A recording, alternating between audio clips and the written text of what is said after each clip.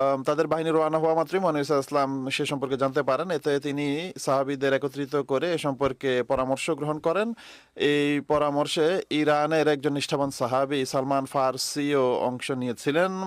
সালমান ফার্সি যেহেতু অনারবদের যুদ্ধ পদ্ধতি সম্পর্কে জানতেন, অর্থাৎ আরবদের বাইরের যে যুদ্ধ পদ্ধতি সে সম্পর্কে জানতেন, তিনি এই প্রস্তাব দেন যে মদিনার অরক্ষিত অংশে একটি দীর্ঘ এবং গভীর পরিখা খনন করে নিজেদেরকে সুরক্ষিত করা হোক। পরীক্ষার এই ধারণা আরবদের জন্য সম্পূর্ণ নতুন ছিল, কিন্তু এটি জানতে পেরে যে এই পদ্ধতি যুদ্ধের এই পদ্ধতি অনারবদের মাঝে সাধারণভাবে প্রচলিত, মহানবী সাল্লাল্লাহু আলাইহি ওয়াসাল্লাম এটিকে গ্রহণ করেন।